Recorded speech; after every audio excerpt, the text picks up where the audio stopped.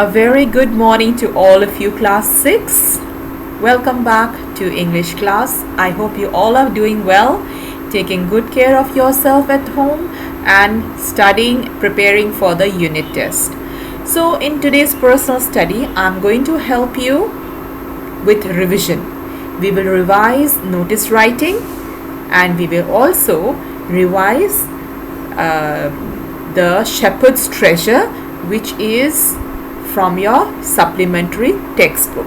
Okay, we have already done this notice writing earlier, but in this class I will help you to just revise so that you will recall everything and you don't miss out on any important point to remember in your unit test.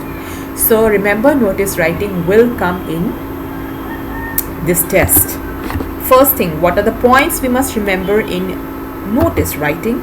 A notice is a formal communication. It is a formal communication.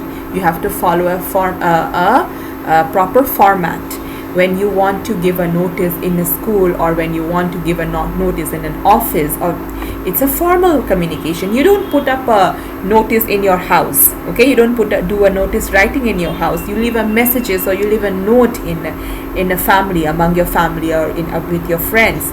But notice writing is a formal communication. Okay, just like formal letter writing, notice writing is also a formal communication.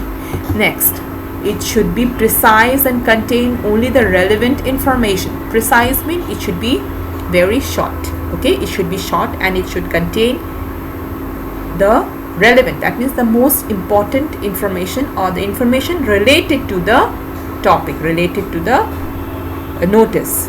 There should not be anything extra given. It must mention what, when and where in details. It must mention this, what is the notice all about, when is the date, and where. So these is three things you must mention in details, must be given in a notice writing. Details of notice writer, who is putting up the notice, that is very important. You have to mention who has put up the notice. And we need to follow the format very properly. Following the format is very important. Write a notice inside a box. This is also important. You must write a notice inside a box. Okay, so this is the format which is given in your textbook. This is a format. Let me make it a little more, just a minute. Okay, all right, so this is the format. See, what you need to do is just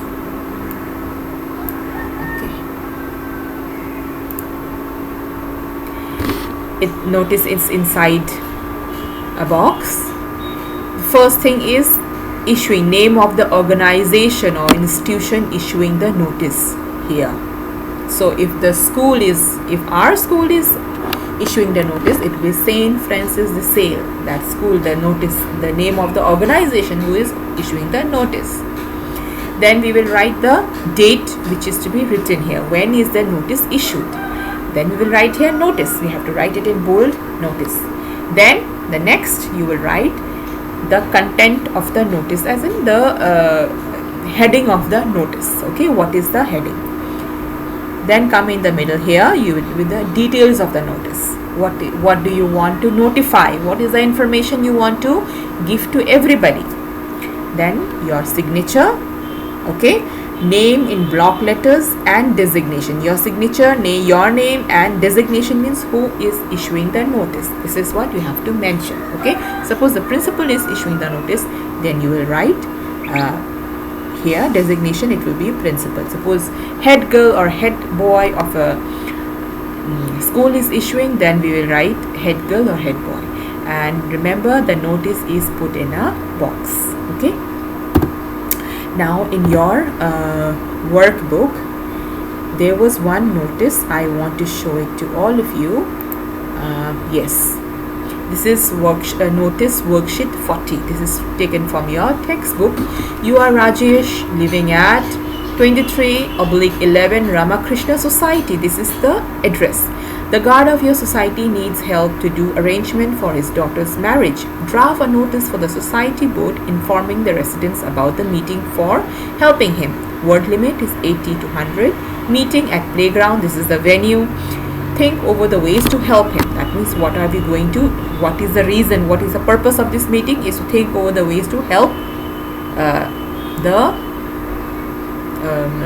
guard, society guard. Okay, and time given is 7 p.m. So how do we write the notice? I gave you this example. This is how we will write this notice. Ramakrishna Society, this is the institution or the organization which is issuing this notice. We will write notice. Suppose we are issuing the notice today, we will write the notice here.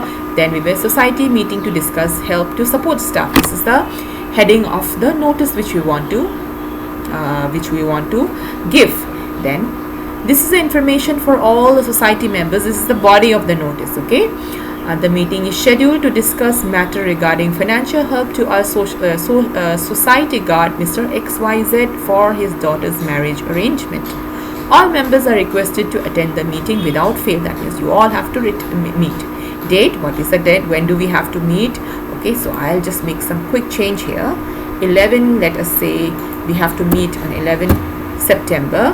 Time is 7 p.m. Venue is a playground. Rajesh, this is signature. Rajesh is the name and the address, and you will write here society secretary. The designation of Rajesh is society secretary. Okay, so this is a sample of how to write a notice.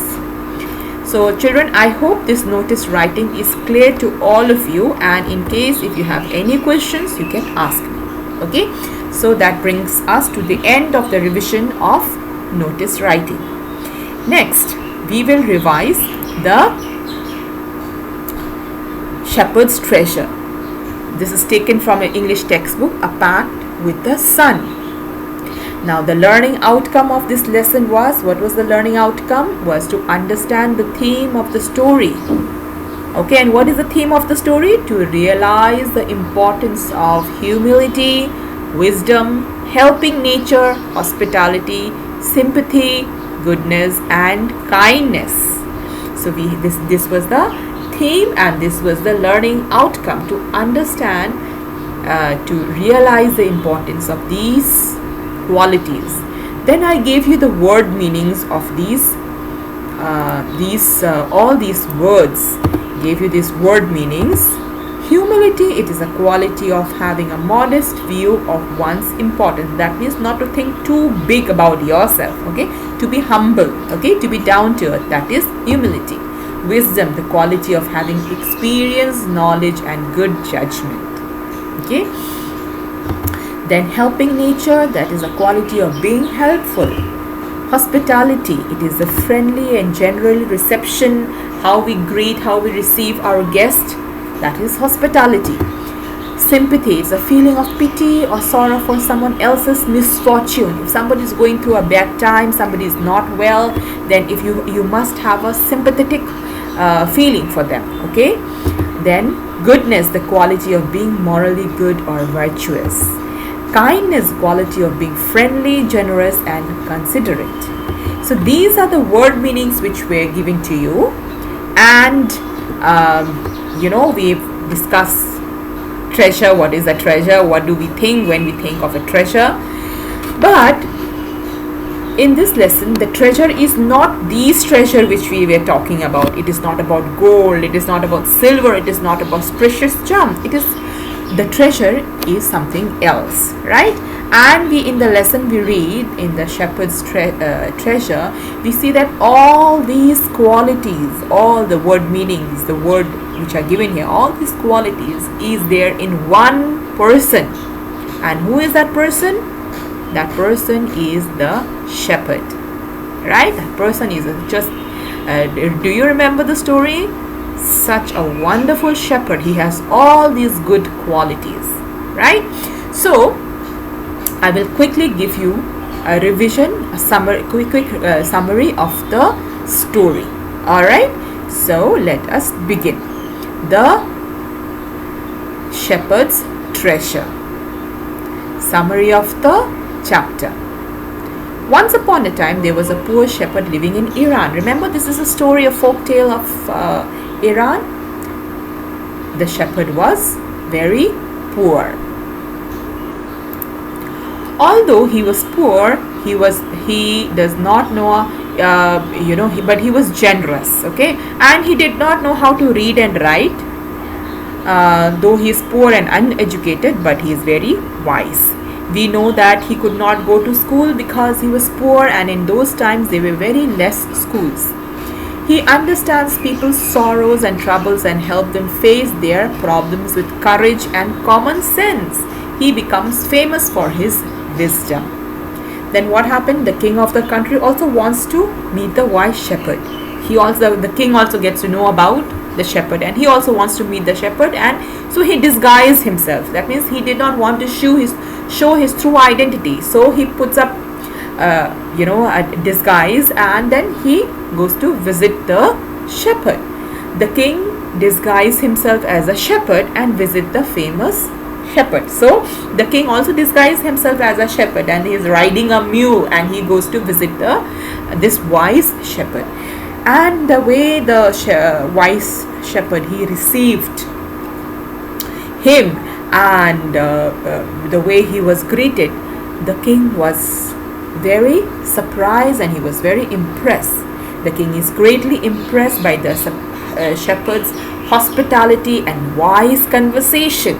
So we see all these good words, all these good qualities of the shepherd. So the king is very impressed. And when the king was about to leave, the shepherd recognized, when the king was about to leave for his palace the next day, the shepherd recognized the king. And he tells him that, thank you for visiting me, right? So he complimenting me with your visit. So he was, the king was very surprised. Now, and then the king decides that the king appoints the wise shepherd the governor of a small district. Right? A governor is a caretaker of that particular area, okay, that particular region, and he is representative of the king. So he has to carry out all the orders of the king in that area, okay, and he has to collect tax on behalf of the king. He has to collect tax from the people and then give that tax to the king.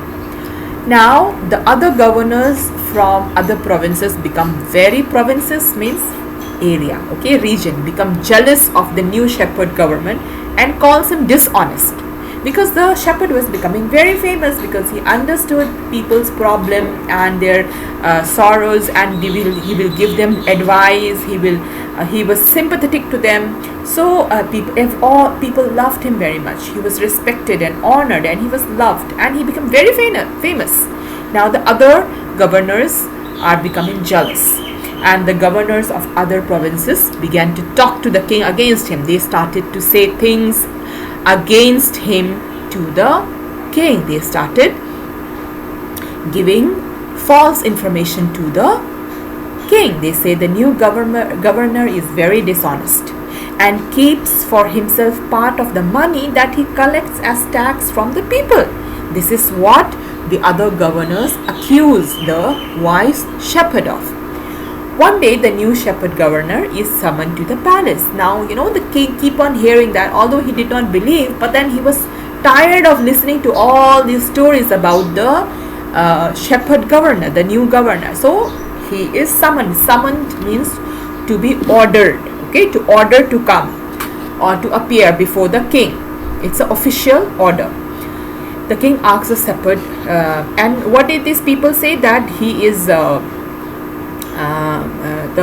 the other governors, they said, he keeps some tax, he is dishonest, and he keeps part of the tax collected from the people, and he keeps it with him, and that's why he always carried the chest with him. Because yes, the shepherd would always carry an iron chest with him. Chest means a box, like I showed you in the image.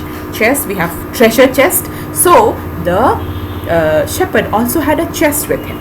The king asked the shepherd governor, why does he always carry that iron chest on the camel's back?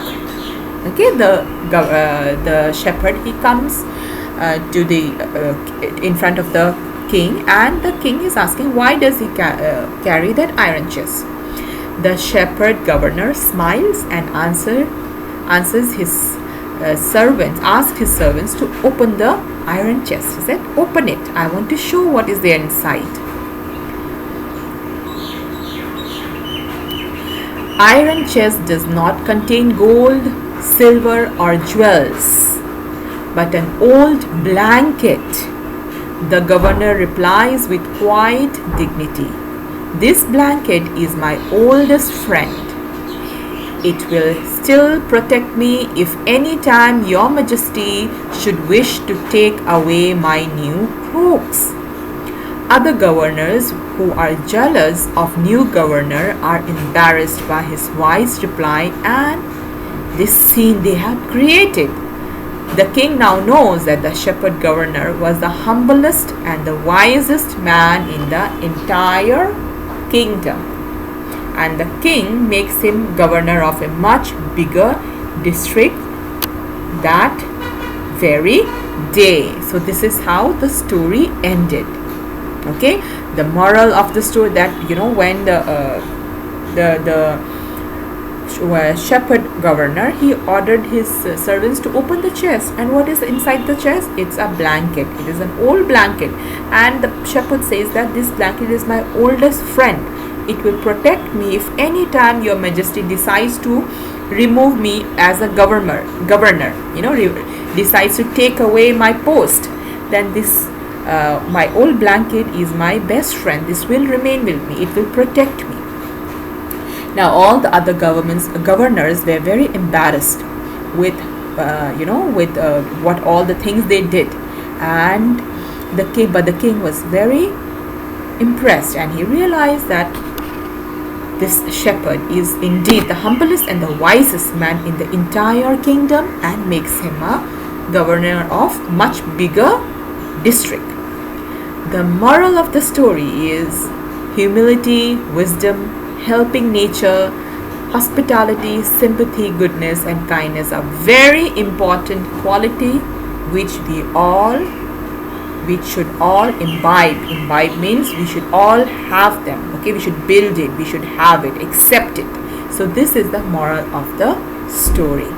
Okay, so children, I want all of you to please read the story again, and then I will share this PDF in the Google Classroom. You can go through the summary of this lesson.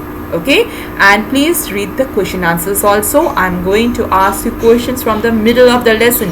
Don't read only the questions which are at the back. Read the lesson in detail.